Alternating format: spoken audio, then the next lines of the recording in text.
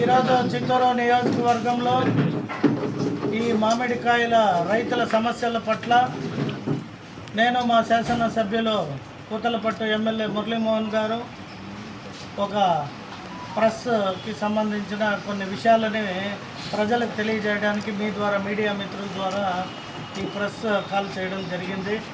ముఖ్యంగా చూస్తుంటే ఆంధ్ర రాష్ట్రంలో ఎప్పుడూ లేని విధంగా రైతులకి మా ఉమ్మడి కూటమి ప్రభుత్వం అనేక రకాలుగా ఒక మామిడి రైతులే కాదు, మీ ద్వారా యావత్ ఆంధ్ర రాష్ట్ర రైతులకి ప్రజలకు తెలియాల్సింది ఏమంటే అటు అనంతపూర్లో అరటి రైతులు వారికిను సబ్సిడీ ఇవ్వడం జరిగింది. ఒంగోలులో టొబాకో రైతులకి, గుంటూరు రైతులకి సబ్సిడీ ఇవ్వడం జరిగింది. ఇంకా అనేక సందర్భాల్లో మిర్చి రైతులకు కూడా మనం సబ్సిడీ ఇవ్వడం జరిగింది కూటమి ప్రభుత్వంలో. మరీ ముఖ్యంగా మా చిత్తూరు నియోజకవర్గంలో మామిడి రైతులకి ఎప్పుడూ లేని విధంగా ఆంధ్ర రాష్ట్రంలో మీరు చూస్తే పోయిన సంవత్సరం 4 రూపాయలు సబ్సిడీ ఇవ్వడం జరిగింది. ఈ సంవత్సరం కూడా ముందే మా అగ్రికల్చర్ మంత్రివర్యులైన అచ్చెన్నాయుడు గారు మా ముఖ్యమంత్రి దృష్టిలో ఉంచి మేము సక్సెస్ఫుల్గా రైతులు ఎక్కడ కూడా ఇబ్బంది పడకూడదని చెప్పి మళ్ళీ 4 రూపాయలు ప్రకటించి సబ్సిడీ ఇవ్వడం జరుగుతూ ఉంది. కానీ వైఎస్ఆర్ ప్రభుత్వం చిల్లరి వేషాలు లేదా చిల్లర ఆటలు అంటారు వాటిని, రైతుల్ని రెచ్చగొట్టడాలు, ఎక్కడ కూటమి ప్రభుత్వానికి మంచి పేరు వచ్చేస్తుందనే ఒక ఉద్దేశంతో ఈరోజు ఎక్కడ పోయి ధర్నాలు చేయడం చూశాను.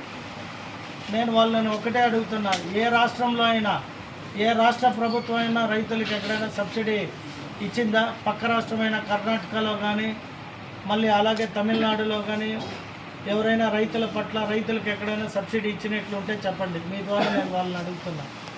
మరీ ముఖ్యంగా వైఎస్ జగన్మోహన్ రెడ్డి తెలుసుకోవాల్సింది ఒక్కటే, ఎక్కడో మిర్చి రైతుల దగ్గరికి దండయాత్రలు గానో లేదా చిత్తూరు మామిడికాయ మండి బంగారుపాళ్యంలో మామిడికాయల్ని రోడ్లో బలవంతంగా రైతుల దగ్గర నుండి కనుక్కోపోయి రోడ్లో పోసేసి గొడవలు పెట్టడము, లేదా ఒక సాక్షి పేపర్ పత్రిక ఉంది కదా దాంట్లో పెద్ద పెద్ద అక్షరాలతో వేయడం కాదు. ఎక్కడ కూడా మీరు చూస్తే తమిళనాడులో రైతులు ఎంత ఇబ్బంది పడుతున్నారంటే అక్కడ 4 రూపాయలు. కనీసం మా ప్రభుత్వం, మా ముఖ్యమంత్రి గారు, మా ఒక వ్యవసాయ శాఖ మంత్రివర్యులు ప్రతిరోజు మానిటరింగ్ చేస్తారు. మాతో ఇంతకుముందు కూడా 2 అవర్స్ బ్యాక్ టెలికాన్ఫరెన్స్ తీసుకున్నారు. రైతుల పక్షాన ఇంకా కూడా ఏదైనా చేయాల్సి వస్తే ఎమ్మెల్యేలుగా మీరు పోయి వారికి అండగా నిలబడి చేయండి అని.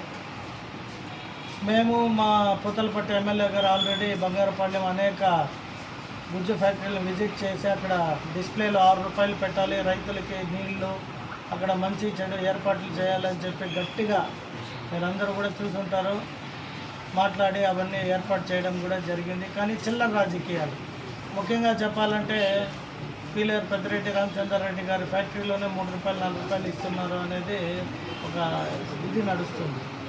ముందు మీరు చిత్తశుద్ధితో రైతులకు ఏం చేసినామని మీరు చెప్పుకుంటే తర్వాత మా కూటమి ప్రభుత్వం ఏం చేసింది ఆధారాలతో సహా 186 లక్షల రూపాయలని సబ్సిడీ కింద మామిడి రైతులకు ఇచ్చిన గొప్ప ప్రభుత్వం ఏదైనా ఉంది అంటే అది కూటమి ప్రభుత్వం. ఇప్పుడు ఆల్రెడీ 4 రూపాయలు మళ్ళీ ఎమ్మటే మా ముఖ్యమంత్రి గారు చెప్పగానే మా మంత్రివర్యులు అనౌన్స్ చేయడం జరిగింది. సో రైతుల పక్షాన నిలబడిన ఏకైక పార్టీ అది కూటమి ప్రభుత్వం, తెలుగుదేశం పార్టీ, ముఖ్యమంత్రి శ్రీ నారా చంద్రబాబు నాయుడు. ఇవాళ కూడా మేము చాలా ఫ్యాక్టరీల యాజమాన్యంతో మాట్లాడడం జరిగింది.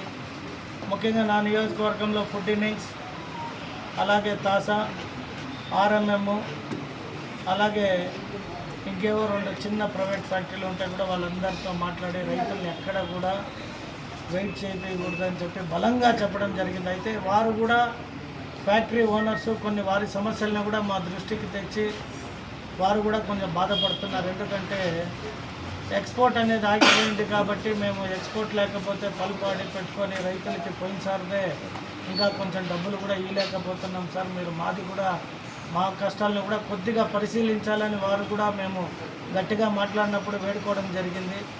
కాబట్టి మేము ఇద్దరిని బ్యాలెన్స్ చేయాలి, ఇటు ఫ్యాక్టరీలు ఉంటేనే రైతులకు కూడా ఆ కాయ అన్లోడ్ చేయడానికి అవుతుంది. అయితే వారిని రైతులను ఇబ్బంది పెట్టకూడదని చెప్పి మా ముఖ్యమంత్రి గారు ఎప్పుడైతే మమ్మల్ని టెలికాన్ఫరెన్స్లో ఎమ్మెల్యేస్ని మీరు అందరితో మాట్లాడి కోఆర్డినేట్ చేయమన్నారో వారిని కూడా మేము రిక్వెస్ట్ చేయడం జరిగింది. ఎక్కడ కూడా ఇబ్బంది లేకుండా రైతుల దగ్గర ఫస్ట్ అయితే మామిడి అన్లోడ్ చేసుకునేకి అన్ని చర్యలు తీసుకోమని చెప్పాం.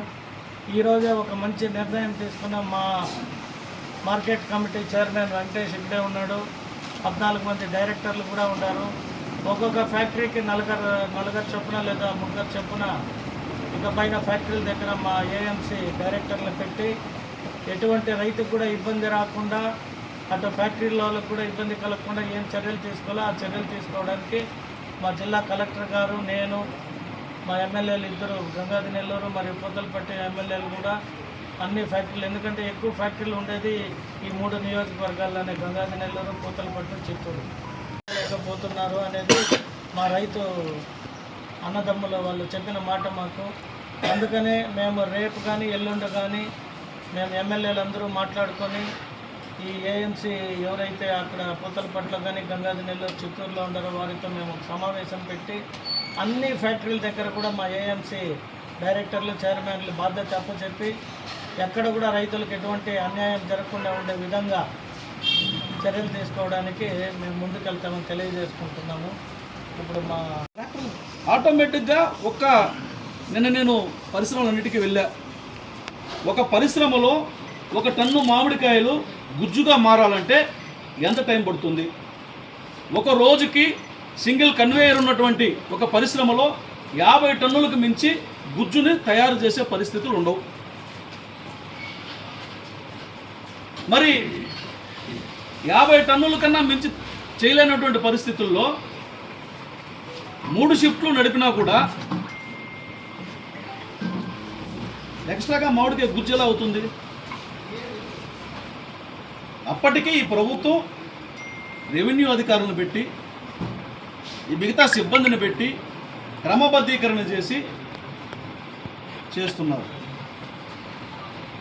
దబాయింపులకి, బెదిరింపులకి, పైరవీలకు అలవాటు పడిపోయిన మీరు, మీ జనం అదే దందా ఈ ప్రభుత్వంలో సాగించాలంటే కుదరలేదు. కాబట్టి ఇలాంటి కుట్రలా లేదు, ధర కోసమే చేసామనుకుందాం. ధర కోసమే చేయాలంటే మా నాయకుడు నారా చంద్రబాబు నాయుడు గారు అయితే ముందు మనం సంస్కరింపబడి ఇతరులు మాట్లాడాలా అంటాడు. ధర కోసమే చేయాలంటే పిఎల్ఆర్ ఫ్యాక్టరీ కనపడదా? దాని అడ్రస్ లేదా? అది ఫ్యాక్టరీ కాదా? దాంట్లో గుజ్జు కాకుండా ఇంకేమైనా తయారవుతుందా? నాకు తెలీదు. మీరు ఏమైనా పిఎల్ఆర్ ఫ్యాక్టరీ ఇంకా మళ్ళీ ఏమైనా మద్యం ఏమైనా తయారు చేస్తున్నారండి, మొలాసిస్ ఏమైనా తయారు చేస్తున్నారా? మామిడికాయలు గుజ్జే కదా, మొలాసిస్ కాదు కదా. అక్కడికి పోయి అడగండి. అక్కడికి వెళ్ళేది మామిడికాయ రైతులు కాదా? అక్కడికి వెళ్ళేది ఏమైనా కాకరకాయలు పండించే రైతులా? వాళ్ళు కూడా మామిడికాయ రైతులే కదా, వాళ్ళు కూడా ఈ జిల్లా వాసులే కదా. అక్కడొక న్యాయం, ఇక్కడొక న్యాయమా? గత సంవత్సరం రకరకాలైనటువంటి కుట్రలు చేసి 20